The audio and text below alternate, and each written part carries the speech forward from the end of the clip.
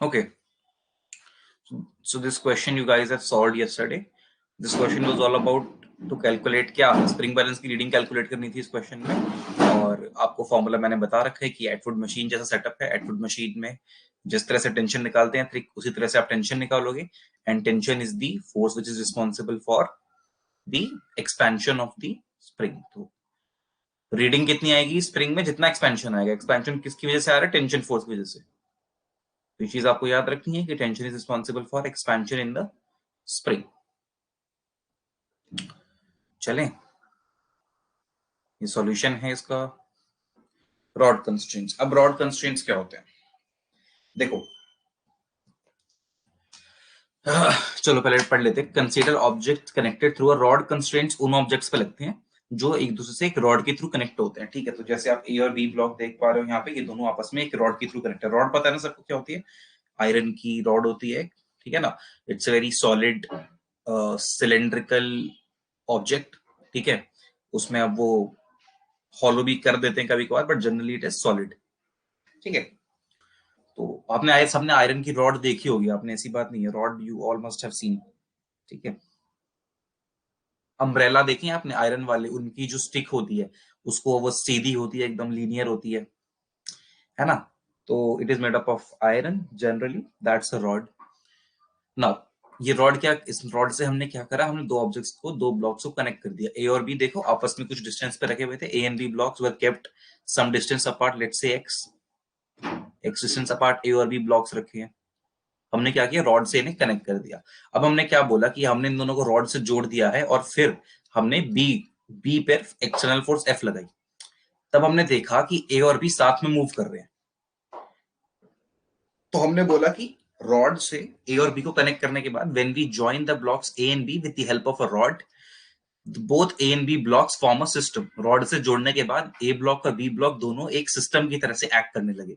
यानी कि हमने फोर्स तो बी पे लगाया बट ए और बी दोनों मूव करे, ठीक है। सिस्टम में क्या हो रहा है, अब देखो external force is applied on the B block but both A and B blocks are moving together. That's what you can call is that after joining them with the rod they have formed a system and a system moves together. तो A और B साथ में चल रहे हैं external force F की वजह से। तो that is what you can say is that they have formed a system. So the blocks A and B after getting connected with the rod forms a system. Now there are some constraints of the motion. What do you understand by constraint? कुछ ऐसी बातें जो बातें हैं, बातें समझते हो आप? जिनका होना तय है इस तरह के मोशन में, है ना, एकदम डिफाइंड है, सर्टेन है एकदम। some types, some constraint means some certain things which will happen and no nothing can change that.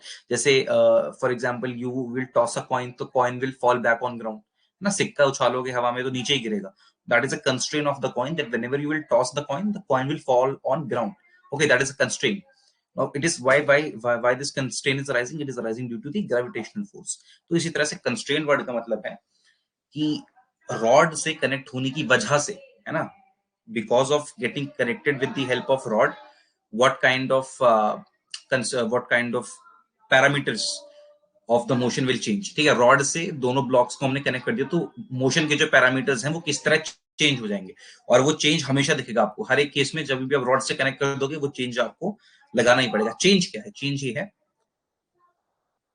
That XVNA क्या होता है? First of all what is x? x is your displacement, ठीक है, x is your displacement. What is v? v is your velocity. And what is a? A is your acceleration, ठीक है। अब ये तीन चीजें हैं पैरामीटर्स ऑफ मोशन। यानी बोलते हैं ना किसी ऑब्जेक्ट का आप कैसे बताते हो किस तरह का मोशन कर रहा है, उसका डिस्प्लेसमेंट देख के, उसकी वेलोसिटी देख के, उसका एक्सेलरेशन देख के तो बताते हो कि किस तरह का मोशन कर रहा है, तो इसे पैरामीटर्स ऑफ मोशन बोलते हैं। तो इन इस तरह के ऑब्जेक्ट्स जो रॉड से कनेक्टेड होते हैं उनके जो मोशन के पैरामीटर होते हैं, parameter of motion means the very common factors on which you define what kind of motion an object is undergoing, ठीक है ना, उनको बोलते हैं पैरामीटर्स ऑफ मोशन। तो जब आप रॉड कंस्ट्रेन में होते हो तो ये कैसे चेंज होते हैं देखो। या since the rod is rigid, अच्छा रॉड इज रिजिड, मैंने आपको बताया था स्ट्रांग होती है रॉड, ठीक है ना, तो रॉड इज रिजिड मींस ऐसा कोई भी ऑब्जेक्ट जो अपनी शेप आसानी से चेंज ना करे, the object which can not get deformed very easily, okay, you need a very high high impact force to deform, तो जो ऑब्जेक्ट आसानी से डिफॉर्म ना हो, अपनी शेप को चेंज ना करे, उन्हें रिजिड बोलते हैं, ठीक है। Since the rod is rigid, steel, steel तो कितना रिजिड होता है, आयरन कितना रिजिड होता है, स्टील और आयरन की रॉड्स बनती है बेसिकली। तो since the rod is rigid the displacements of point A and B are same. अब देखो ये कंस्ट्रेंट है मोशन का, कंस्ट्रेंट क्या है, that if you connect both the blocks A and B with the help of a rod and you apply an external force F, okay, on the B which is acting along the right side, then both A and B will move along right. Both A and B move along right. Constraint, पहला constraint क्या है कि दोनों की direction of displacement जो होगा वो same होगा। दूसरा constraint क्या है, दूसरा constraint ये है कि दोनों का डिस्प्लेसमेंट भी सेम होगा, जितना B मूव करेगा उतना ही X मूव A मूव करेगा। तो here you can see the displacement of both A blocks and B blocks are same. This is a constraint of the motion because they are tied together with the help of a rod. They are connected with the help of a rod. So if block B is moving 2 meters, block A will also move 2 meters.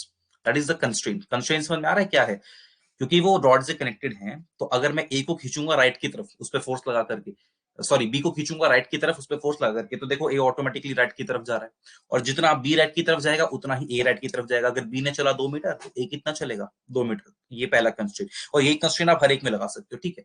This constraint will get repeated that the direction of displacement and the amount of displacement will be same. Similarly, the direction of velocity and the amount of velocity will be same. And similarly goes for the acceleration. System में क्या होता है, velocity और acceleration same होता है, तो whatever the acceleration will be b will same acceleration will get applied on a, ठीक है ना। जितना acceleration b का होगा उतना a का होगा, तो दोनों same direction में move करेंगे, both the blocks will move on with in the same direction, they will have the same displacement when applied by an external force, they will acquire the same velocity, they will acquire the same acceleration, ठीक है। तो ये बातें आपको याद रखनी है कि जब भी रॉड कंस्ट्रेन होता है, मतलब कि रॉड के अलोंग, रॉड के डायरेक्शन में मोशन हो रहा है। अभी देखो रॉड के डायरेक्शन क्या है, अलोंग द रॉड आप बोलोगे या तो राइट साइड मोशन होता है या लेफ्ट साइड मोशन होता है, यदि या तो मैं बी ऑब्जेक्ट या ब्लॉक बी पे फोर्स लगा दूं, और I can apply the force on object A, okay, both the forces along the horizontal, you can call them as along the rod. Along the rod से मेरा मतलब क्या है, अलोंग द हॉरिजॉन्टल होने वाली फोर्स। अगर मैं वर्टिकल कर दूंगा, वर्टिकली फोर्स लगा दूंगा, then the rod constraint will not apply, because rod कैसे, रॉड ने कैसे कनेक्ट किया हुआ है, हॉरिजॉन्टली कनेक्ट किया हुआ है, वर्टिकली थोड़ी कनेक्ट किया है। If I apply force vertically then the rod constraint will not work, okay। So this is the rod constraints. I hope you are clear about rod constraint.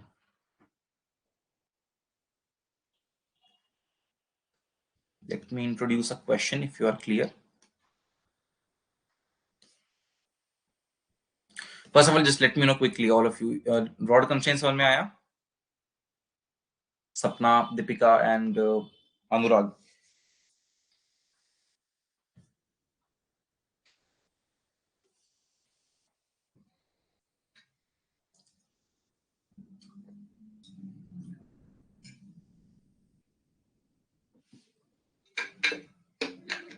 Okay.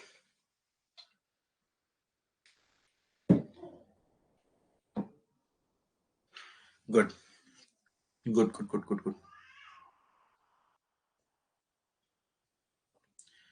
So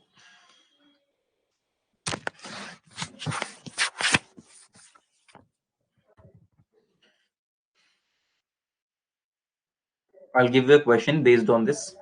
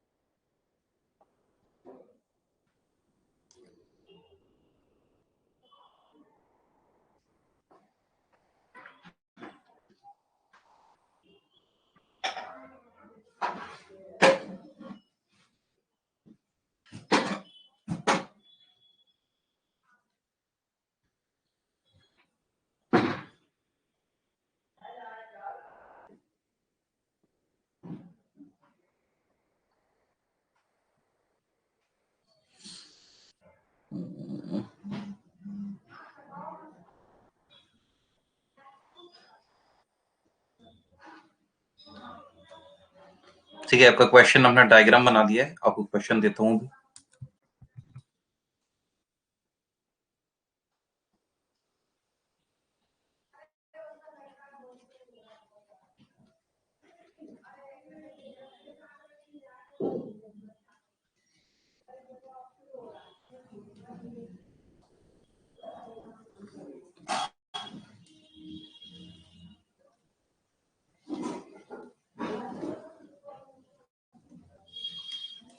What is the acceleration of end B of the rod at the instant? Oh, what happened?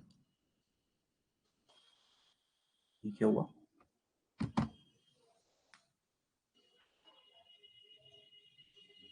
At the instant, when rod is making an angle 37 degree with the horizontal, which you can see in the figure, rod is making 37 degree with the horizontal.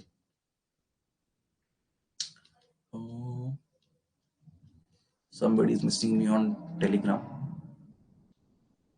अभी देखता हूँ, आपका question complete कर दूं फिर देखते हैं. Angle of 37 degree with horizontal.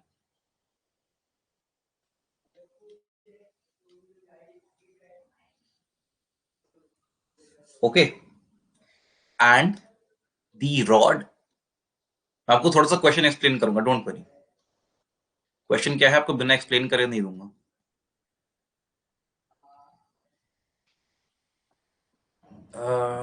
It's a good question by the way. अगर ये नीट में आता है तो it will be a good question. अगर आपसे ये हो जाता है तो बल्ले बल्ले, अगर आपसे सॉल्व कर लेते हैं. देखो क्वेश्चन क्या है. This is a rod A B. Okay, this is a rod. The acceleration of the A B, ये बी वाला एंड है ना, ए बी, ये एक्सेलरेशन आपको कैलकुलेट करना है. बी एंड का कितना एक्सेलरेशन है, और मैंने आपको दिया क्या है कि ए एंड का एक्सेलरेशन है 4 metre per second downwards. The acceleration of the point A of the road, ये जो पॉइंट है, it is accelerating downwards with an acceleration of 4 metre per second square. और ये पूरी रॉड जो है इस हॉरिजॉन्टल से 37 डिग्री का एंगल बना रही है. Okay, the whole rod is making an angle of 37 degree with the horizontal. So you have to calculate the acceleration of the end B. Now what you have to use, you have to use the rod constraint. आपको acceleration का वो component निकालना है जो rod के along है और फिर से इक्वेट करना है. ओके, हिंट भी दे रहा हूं मैं. Calculate the component of the acceleration which is acting along the rod. Along the rod means along the length of the rod. Okay, I hope the question is clear. है ना, question clear होगा. और let me see what is happening, who is missing. आप लोग solve करो जब तक मैं देखता हूं.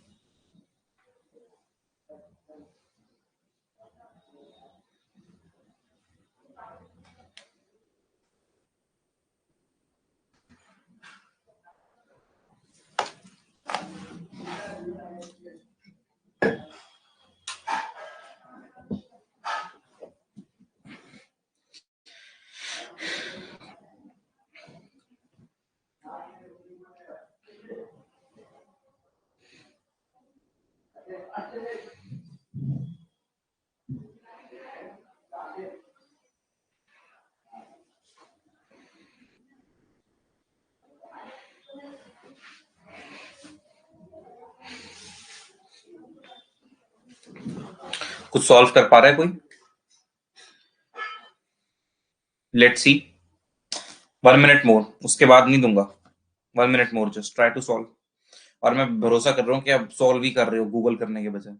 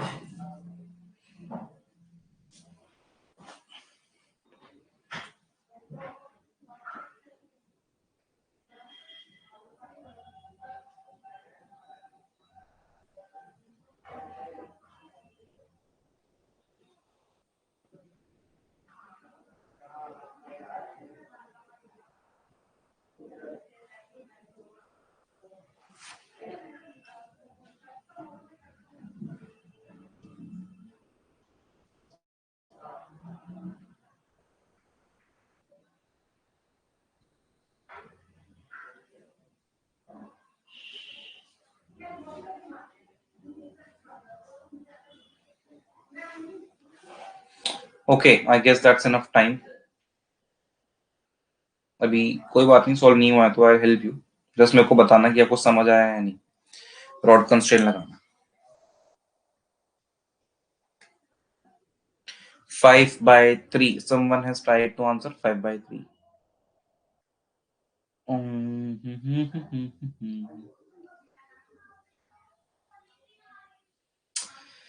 कुछ तो एंगल में मिस्टेक कर दी बेटा आपने। आंसर आपका ठीक तो नहीं लग रहा है मुझे। फ्रैक्शन, लेट मी चेक, बाकी हो सकता है। मैंने 37 दिया है ना? हाँ, आपने ट्राई किया, वही मुझे लग रहा है आपने एंगल में मिस्टेक कर दी है। 37 एंगल दिया है ना मैंने, नीचे हॉरिजॉन्टल के साथ। देखते हैं, चलो देखते हैं। वैसे मुझे भी लग रहा है। तो what concept you have to apply? First of all, rod constraint। rod constraint, how do you apply rod constraint? Apply कैसे करोगे? You will extend this rod beyond this point B. If this angle is 37, this angle will also be 37, vertically opposite angles. Okay, so the component of acceleration of B point along the rod, I can say that it is AB cos theta. Okay, this was what your AB, ये तो AB था, B point का acceleration horizontally, and this angle is 37। ठीक है, और ये आपकी rod भी है, तो along the rod, along the length of the rod कौन सा कंपोनेंट होगा? कॉस कंपोनेंट होगा ना एक्सेलरेशन का। तो A B cos theta is the component of acceleration along the rod. Component of acceleration along the rod. अब जो ये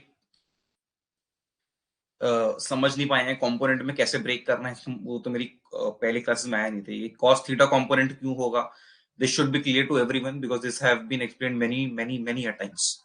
ठीक है, और दीपिका तो रिलेट कर पा रही होगी आई सपोज क्यों मैंने नीचे वाले एंगल को कॉस्ट कंपोनेंट बोला है। नाउ थिंक अबाउट ए, ये देखो ये रॉड है ना, this was B point, AB, acceleration of B, AB, and this is acceleration of A, and this angle is 37. This angle 37, this angle is also 37, vertically opposite. A point. A point का acceleration नीचे की तरफ कितना दिया हुआ है मैंने, 4 metre per second square. ठीक है, if this angle is 37, this angle is 90, ये वाला एंगल कितना होगा, this angle will be 53. This angle will be how much, 53 degree. So the component of acceleration along the rod A point से, component of acceleration along the rod of point A will be AA cos theta, है ना, AA cos theta. And I have told you that the acceleration along the length of the rod same होता है, rod की length के along जो acceleration है वो same होता है। अब मेरे को ये पता चल गया कि A point और B point के कौन से component rod की length के along है, और वो कौन से component है, दोनों के cos theta components हैं। ठीक है, जो रॉड की लेंथ के along है। और cos थीटा ही क्यों है, ये मैं आपको बोल रहा हूँ कि आपको पहले की क्लास पढ़ के आना चाहिए था, कैसे मैंने निकाला है। अब आप cos थीटा कैलकुलेट कैसे करोगे, it is very simple. What is a cos theta, it will be nothing but acceleration of A into cos 53 degree. If I calculate this, this is 4 into cos 53 कितना होता है, 3/5। याद है cos 53? नहीं याद होगा आप, यादों को कोई पढ़ता ही थोड़ी है जो याद होगा उन्हें। Okay, this is equal to what, A cos 53 is equal to what, this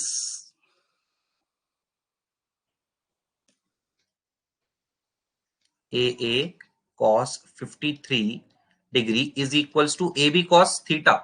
okay, AB cos theta कितना है, एक्सेलरेशन ऑफ B जो कैलकुलेट करना है आपको, और cos 37. So if I say simply 4 into 3/5 is equals to AB into cos 37, 4/5. Okay, now if you calculate AB from there, 5 and 5 will get cancelled, 4 and 4 will get cancelled, AB की value आ गई आपकी 3 metre per second square. Okay, so the acceleration of the point B is 3 metre per second square. आपको करना क्या था इस question को, देखो स्टेप वाइज बताता हूँ। पहले रॉड कंस्ट्रेंट लगाना था। रॉड कंस्ट्रेंट क्या बोलता है कि रॉड की लेंथ के अलोंग जो एक्सेलरेशन के कंपोनेंट होंगे वो सेम होंगे। तो आपको मैंने जो कंपोनेंट दिया, जो आपको जो मैंने एक्सेलरेशन बताया था ए पॉइंट का 4 मीटर पर सेकंड स्क्वायर, वो रॉड की लेंथ के अलोंग नहीं था। तो आपने पहले निकाला, आपने देखा कौन सा कंपोनेंट ए का रॉड की लेंथ के अलोंग आएगा, आपने देखा कॉस कंपोनेंट रॉड की लेंथ के अलोंग आएगा। ठीक है, फिर आप आए बी पे, आपने देखा बी एक्सेलरेशन कौन सा कंपोनेंट रॉड के अलोंग आएगा, आपने देखा उसका भी कॉस कंपोनेंट अलोंग आएगा। फिर आपको एक बात पता है कि रॉड के अलोंग के एक्सेलरेशन तो बराबर होते हैं, तो अपने दोनों के ए कॉस थीटा और ए बी कॉस थीटा को इक्वेट कर दिया। नाउ ए कॉस थीटा आपका कितना आया, 4 into 3/5, और आपका ए बी कॉस थीटा में से आपको कॉस थीटा मालूम है, ए बी तो आपको मालूम नहीं, ए बी आपको निकालना था। तो आपने कॉस थीटा की वैल्यू रखी 4/5 और ए बी आपने निकाल लिया। अब जिसको कॉस थीटा की वैल्यू नहीं याद है और बाकी कुछ रॉड कंस्ट्रेंट नहीं याद है तो वो नहीं कर पाया होगा, ऑब्वियस सी बात।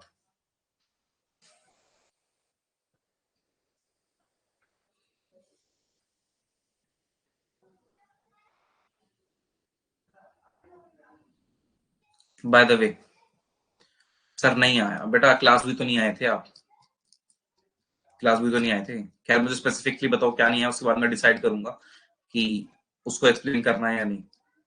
मैं देखना चाहता हूँ आपको क्या कॉन्सेप्ट क्या समझ में नहीं आया। मैंने आपको स्टेप्स तो बताया अनुराग, स्टेप में आपको क्या करना है, इस तरह के क्वेश्चन आए कभी भी, रॉड की लेंथ के अलोंग के कंपोनेंट्स को आपको इक्वल करना होता है।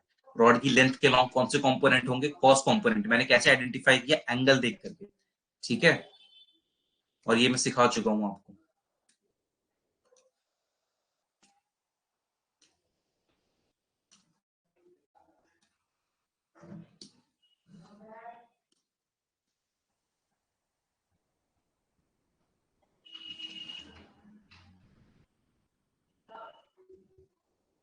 देखो ये रॉड का ए पॉइंट था, ये रॉड का बी पॉइंट था,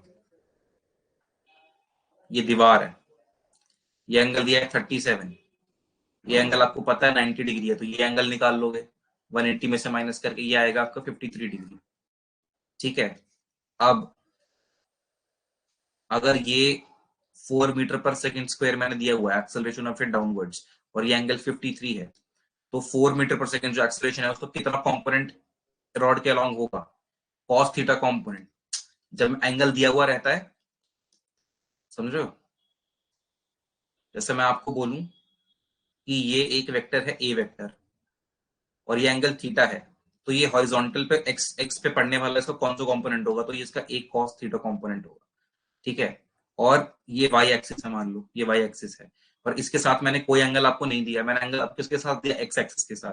तो जिसके साथ एंगल दिया होता है उस एक्सिस पे पड़ने वाला जो कंपोनेंट होता है वो कॉस थीटा कंपोनेंट होता है, और जिस एक्सिस के साथ एंगल नहीं दिया जाता उसके ऊपर पड़ने वाला कंपोनेंट होता है साइन थीटा। तो आप बोलोगे ये ए का साइन थीटा कंपोनेंट है, ए साइन थीटा। इस तरह से तो कंपोनेंट देखते हैं। आपको फिर से बता दे रहा हूँ, आपने कंपोनेंट देख लिए, ठीक है। यहाँ से ए कॉस कंपोनेंट, ए का cos component along the rod आ जाएगा, ठीक है। नीचे से देखो ये एंगल भी 37 होगा, ये वर्टिकली अपोजिट एंगल, ठीक है, आपने पढ़ा होगा लाइंस एंड एंगल्स करके एक चैप्टर होता है मैथ्स में, 9th क्लास में शायद। अब बेसिक आपको पढ़ के आना पड़ेगा, मैं आपको इतना डिटेल में भी बता सकता हूँ कहाँ से ये कॉन्सेप्ट आया। लाइंस एंड एंगल्स करके एक चैप्टर होगा, ठीक है। और वहां से मैंने एंगल निकाल लिया कि कितना एंगल बन रहा है यहाँ पे, ठीक है। मेरे को पता चला 37 डिग्री एंगल बन रहा है। अब मैंने यहाँ पर एंगल क्यों निकाला? क्योंकि मेरे को दिया हुआ है कि बी का एक्सेलरेशन हो रहा है हॉरिजॉन्टली, ठीक है, ये मुझे दिया हुआ है। और मेरे को कैसे निकालना है बी का एक्सेलरेशन? लेंथ के, रॉड की लेंथ के लॉन्ग, रॉड के लेंथ के लॉन्ग कौन सा कंपोनेंट होगा? ये वाला। तो ये कौन सा कंपोनेंट होगा? अगर मेरे को ये ए बी वेक्टर दिया हुआ है और यहाँ मेरे को थीटा दिया हुआ है, तो ये कौन सा कंपोनेंट होगा बेटा? Cos theta, A B cos theta. जिस जिस एक्सिस के साथ आपको एंगल दे दे उस एक्सिस पे पड़ने वाला कंपोनेंट कॉस थीटा कंपोनेंट होता है, हमेशा याद रखना। इस तरह से मैंने ए बी कॉस थीटा बोला कि ये दोनों कंपोनेंट्स रॉड की लेंथ के अलॉन्ग है। अब मुझे पता है कि ये बराबर होते हैं, एक सिंगल रॉड है ना, तो सिंगल रॉड के एंड पॉइंट्स की एक्सेलरेशन अलोंग द लेंथ बराबर होते हैं, along the length of the rod. तो मैंने दोनों के कंपोनेंट एक्सेलरेशन को इक्वेट करके आंसर निकाला है। तो आपको एक छोटा सा ब्रीफ ना, इससे भी आपको पूरी मदद नहीं होगी, पूरी मदद आपको करनी है, क्वेश्चन पूरा समझना है तो आपको पढ़ना ही पड़ेगा, उसमें कोई आलस नहीं है। अब मुझे पता है कि आपके पास थोड़ा टाइम कम रहता है, आप वर्किंग, तो आई अंडरस्टैंड दैट, बट सिर्फ इस बात पर पे तो मैं नहीं छोड़ सकता ना, क्योंकि आप वर्किंग हो, समझ रहे हो ना, तो आपको पढ़ना तो पड़ेगा पिछले का। और आपको थोड़ी सी मैं हिंट दे देता हूँ।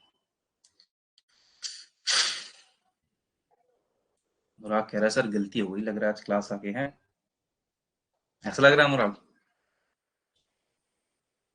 इतनी दिनों बाद तो मैं आया सर, कुछ समझ में भी नहीं आ रहा ऊपर से। Seems like your internet connection is slow. Please connect again to join the class. Wait a minute.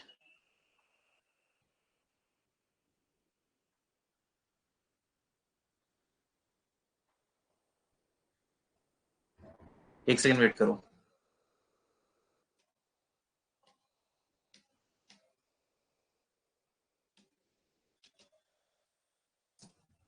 मम्मा, आपका फोन शायद मेरे उससे कनेक्टेड है, उसको एक बार चेक करके बंद करो, नेट से वाईफाई बंद करो, नहीं तो मैं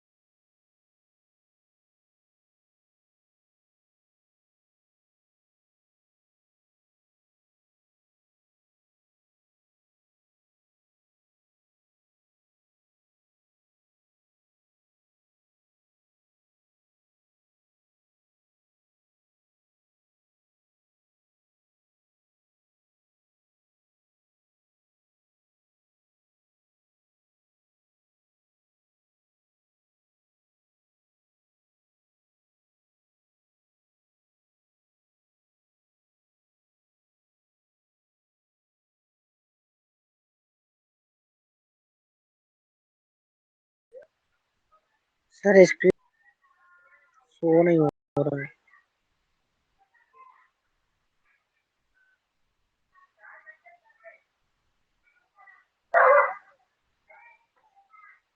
सर आवाज भी नहीं आ रही आपकी।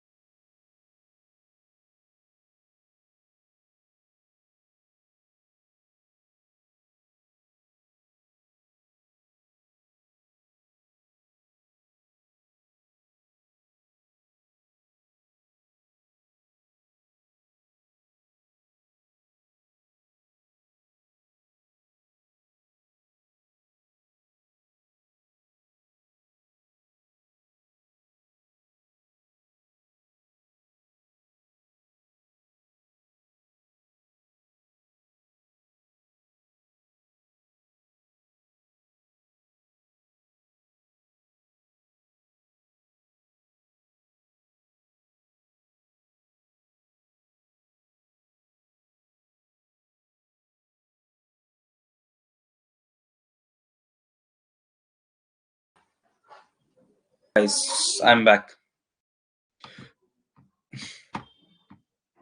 You guys are also back. कौन कौन है अभी क्लास में? जरा बताओ मुझे. यस यस यस लिखो, बताओ स्क्रीन और वॉइस आ रही है क्या?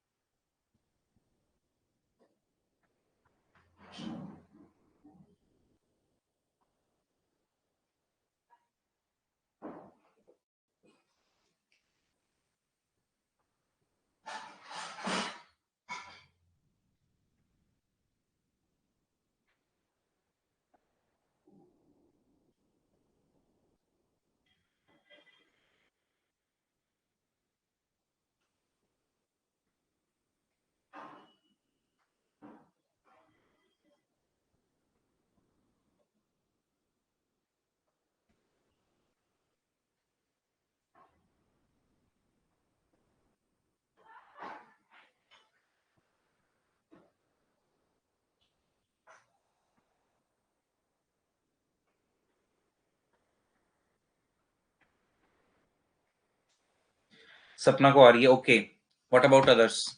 एक ही बच्चे को क्यों रिस्पॉन्स आ रहा है? अनुराग,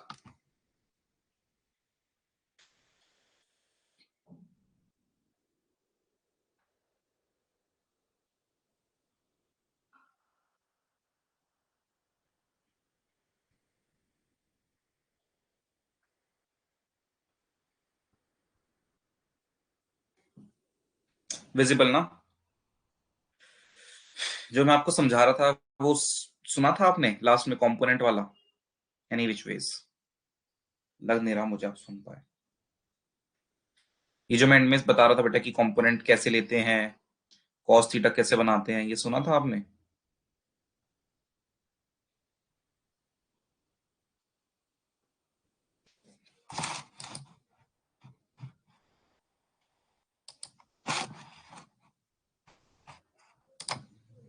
नहीं ना. ये तो प्रॉब्लम हो गई आज. अब मैं कुछ नया भी स्टार्ट नहीं कर सकता, 10 मिनट बचे.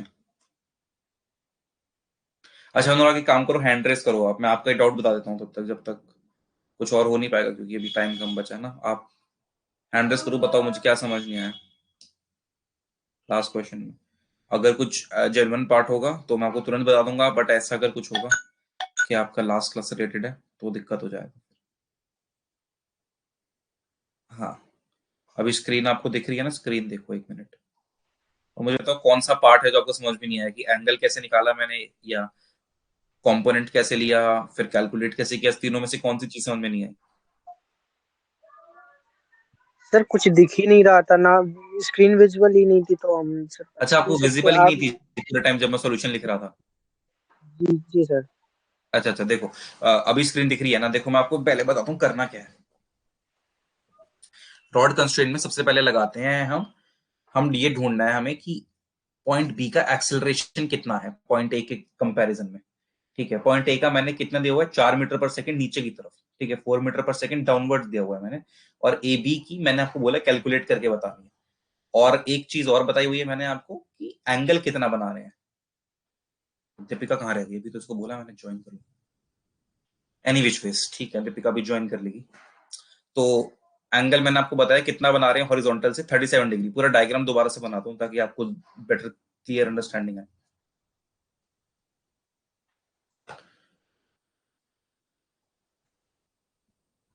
कोई खाली पेज है मेरे पास?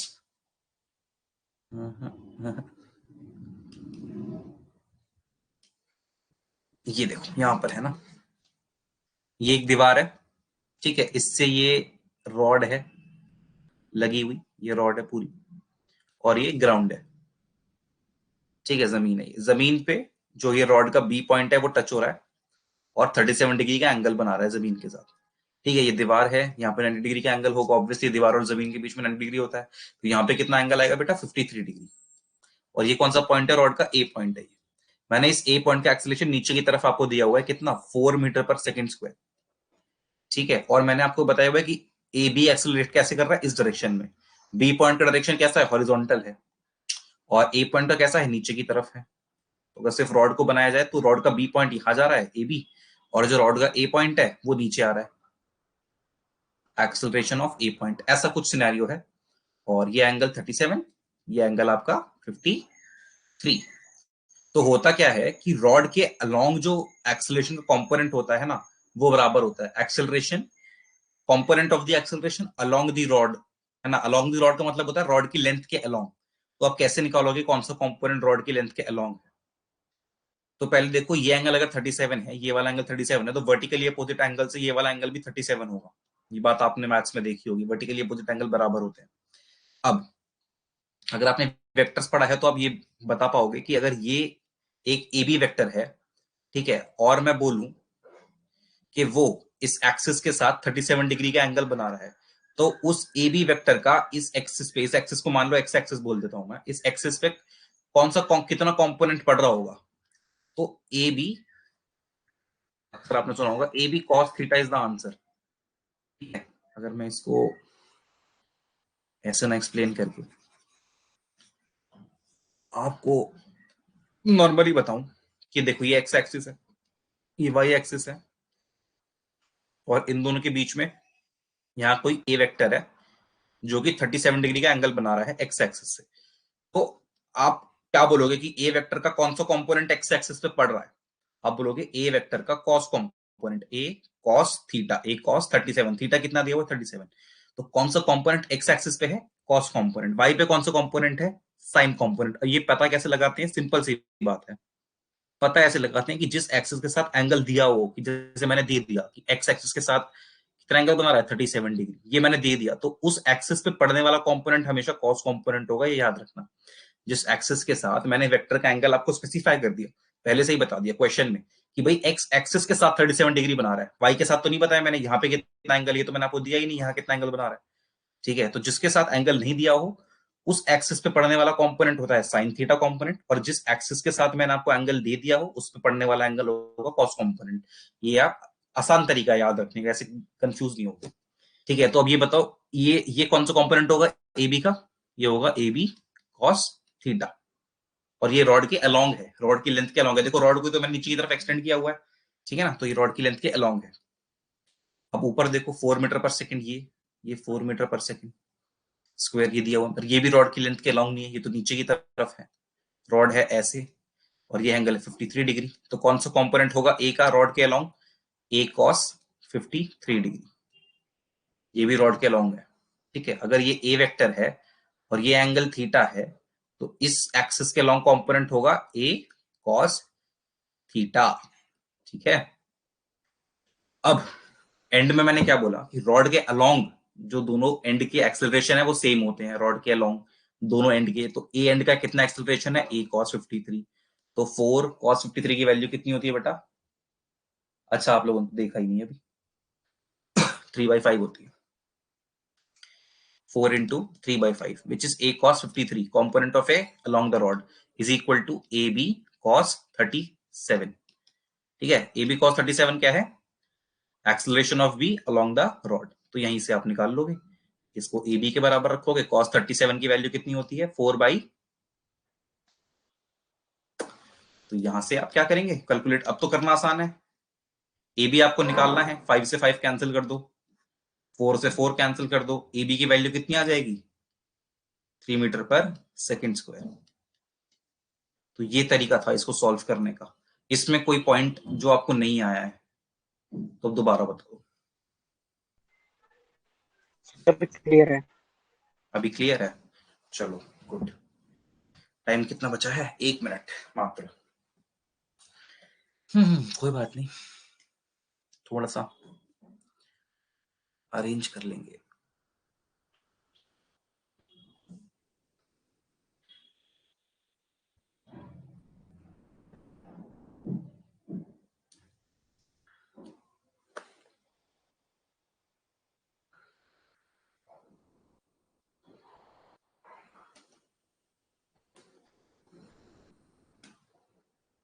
Wedge constraint. What are wedge constraint? जैसे हमने रॉड कंस्ट्रेंट पढ़ा ना कि रॉड की लेंथ के अलोंग डिस्प्लेसमेंट बराबर होगा, वेलोसिटी बराबर होगी दोनों एंड्स की।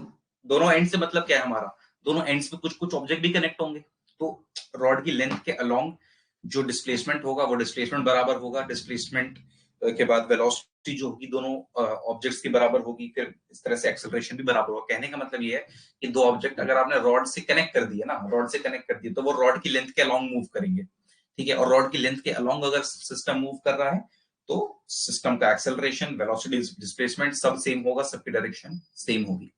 सिमिलरली वेज के थोड़े कंस्ट्रेन होते हैं। वेज समझते हो ना, वेज आपने अभी तक देखा होगा, ये वेज होता है ढलान, ये ऐसे वाला।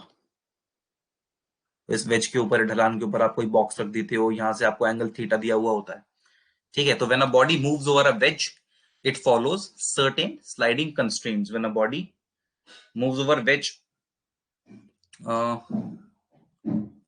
देखो यहां पर बना ही देते हैं। सपोज ये आपका वेज है, ठीक है। यहाँ पे एंगल थीटा दिया हुआ है मैंने, और यहाँ मैंने कोई ब्लॉक भी रखा हुआ है जिसका मास है कैपिटल एम। तो ये एम ब्लॉक रखा हुआ है और थीटा एंगल पे है वेज के ऊपर। पहले पढ़ लेते हैं। When a body moves over a wedge, it follows a certain sliding constraint. जब एक बॉडी वेज के ऊपर मूव करेगी तो सर्टेन स्लाइडिंग कंस्ट्रेंट फॉलो करेगी, ठीक है। उस वेज के ऊपर मूव करने का मतलब क्या है, यहाँ पे रखी होगी कहीं पे टॉप पे, यहाँ से मूव करती हुई नीचे आएगी, वही है मूविंग अलोंग द वेज, ठीक है। Over a wedge, sorry along the wedge. तो वो कुछ कंस्ट्रेंट फॉलो करेगी। वो कंस्ट्रेंट क्या होंगे, वो कंस्ट्रेंट ये होंगे कि वेलोसिटी कंपोनेंट्स, शायद मैंने लिखा है ना ये भी पीछे। हाँ, when the two rigid bodies, rigid समझते हो ना, अभी बताया मैंने रिजिड का मतलब, इनको डिफॉर्म नहीं किया जा सकता। When two rigid bodies are in contact, rigid कौन से दो रिजिड बॉडीज कौन सी है, एक तो वेज रिजिड है, वेज एकदम रिजिड है, और उसके बाद दूसरा रिजिड बॉडी कौन सी है, ब्लॉक, ठीक है। जो ब्लॉक आपने उसके ऊपर रखा वो भी वुडन का है, आयरन का है, ठीक है, एकदम रिजिड है, सख्त है, कोई तोड़ नहीं सकता उसको आसानी से। तो टू रिजिड बॉडीज जब कांटेक्ट में आती हैं तो their velocity components perpendicular to the contact surface are equal. इसको थोड़ा समझो, velocity components perpendicular to the contact surface है। देखो ये कांटेक्ट सरफेस है, ये जो वेज की ये वाली साइड है ना, इसी के ऊपर तो ब्लॉक रखा हुआ है।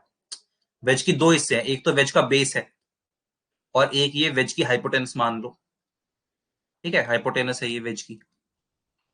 तो हाइपोटेनस के ऊपर रखा है ना ब्लॉक, ये रखा इस वाली सरफेस के साथ कांटेक्ट में, इस वाली सरफेस के साथ।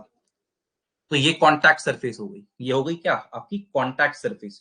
और वो कह रहे हैं कि जब दो रिजिड बॉडीज कांटेक्ट में होती हैं, जब दो रिजिड बॉडी कांटेक्ट में होती हैं, when two rigid bodies are in contact, the velocity components perpendicular to the contact surface. ये सरफेस है, इसके परपेंडिकुलर, यानी ये मतलब ये तो थोड़ा टेढ़ा हो गया,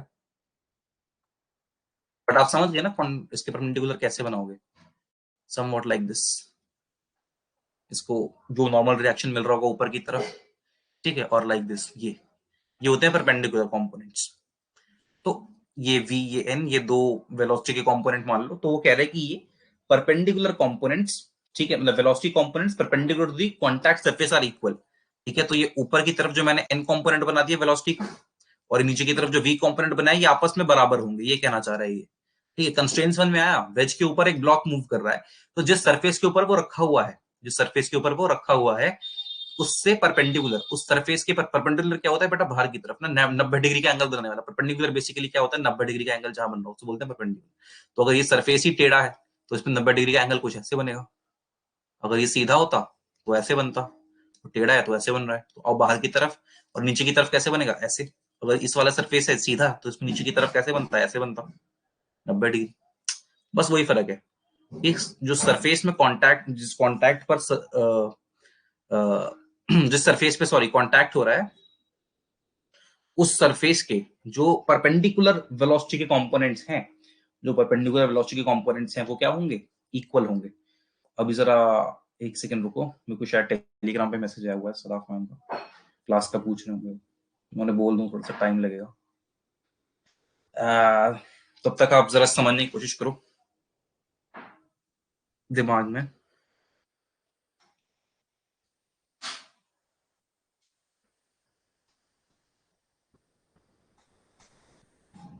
हम्म, मैं चाह रहा हूँ ना कि आज आपको एक ओवरऑल आइडिया मिल जाए।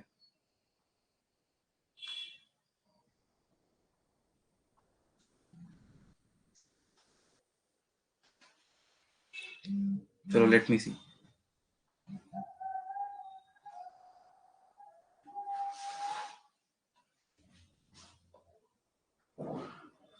कैसे इसको और अच्छे से बनाया जाए। इसको इरेज कर देता हूँ पूरे को।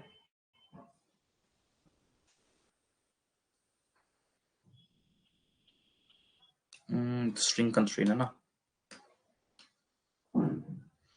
देखो ये एक वेज मानो आप, मानो कि वेज ही है, थीटा एंगल है। ठीक है, ये मैंने एम ब्लॉक रख दिया ऊपर। इस वेज का नाम ए ले लो, वेज का नाम ए है। ठीक है, ब्लॉक का नाम बी है, ब्लॉक का नाम दे दो बी। अब देखो होगा क्या, मोशन होगा। आप मोशन समझते हो, स्लाइड करेगा वेज के ऊपर। ये वेज के ऊपर स्लाइड करा, स्लाइड करके पहुंच गया यहां कहीं पे, ये रहा बी ब्लॉक, और ये वेज ए की तरफ। ठीक है, देखो हो क्या रहा है, ध्यान से सुनना।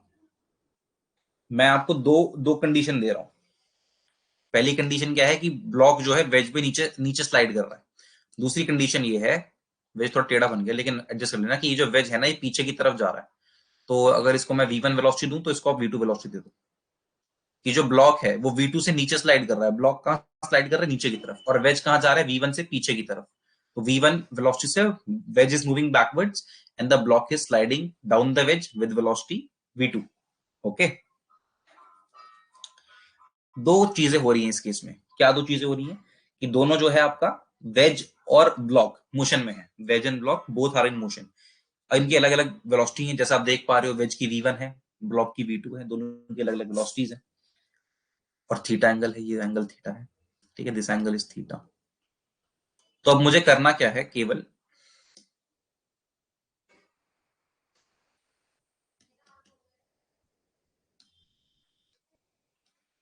मुझे इक्वेट करने हैं इनके वेलोसिटी के परपेंडिकुलर कंपोनेंट्स, वेलोसिटी के परपेंडिकुलर कंपोनेंट्स। अब देखो ये काम थोड़ा होगा कैसे।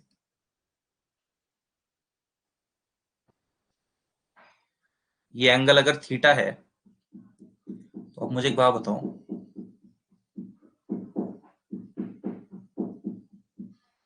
ये वेलोसिटी है v1 पीछे की तरफ, इसको इरेज कर दो।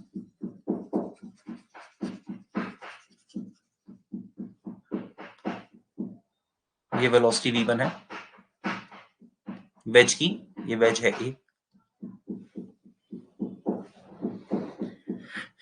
ये एंगल थीटा होगा या नहीं होगा, होगा, होगा ना भाई। अगर ये एंगल थीटा है तो बाय द सेम वे ये एंगल भी थीटा होगा। क्योंकि देखो मैंने करा कुछ नहीं है, ये वाली बेस लाइन को ना, बेस लाइन को मैंने ऊपर शिफ्ट कर दिया थोड़ा सा, और ये वाली जो लाइन है ना, ये हाइपोटेनस वाली जो लाइन है ट्रायंगल की, इसको मैंने थोड़ा सा नीचे की तरफ शिफ्ट कर दिया। पैरेलल शिफ्टिंग आती है आपको, जैसे कि समझो ये दो लाइंस थी, ये क्या बना रही थी, एंगल थीटा। मैंने कुछ नहीं किया, इस लाइन को थोड़ा सा ऊपर शिफ्ट कर दिया और इस लाइन को थोड़ा सा ऐसे स्लाइंटेड में शिफ्ट किया। वैसे इस लाइन को मैं यहां से कट करके अगर बाहर निकालू तो इस तरह से कुछ बाहर आएगी। फिर मैं इसको शिफ्ट करता करता करता कहां ले गया, यहां ले गया। तो ये एंगल भी तो थीटा ही होगा अभी भी, बस मैंने शिफ्ट ही किया है। समझ रहे हो ये एंगल क्यों थीटा है, उस लॉजिक से ये एंगल थीटा है। अब तक समझ गए होगे, चलो आगे चलता हूँ। स्मार्ट हो वैसे तुम लोग, देखना भी होगा क्या। अब ये v1 है तो ये कौन सा कंपोनेंट होगा v1 का। अगर मैंने थीटा दे दिया इसके साथ तो ये ऑब्वियस सी बात है सर v1 cos थीटा हो गया। और ये कौन सा कंपोनेंट होगा v2, सॉरी v1 का नीचे वाला जो नीचे होगा, v1 sin थीटा। इसके साथ एंगल नहीं दिया हुआ, अभी यही तो सीख रहे थे हम, v1 sin थीटा कंपोनेंट होगा। ठीक है, अब आ जाओ ब्लॉक पे।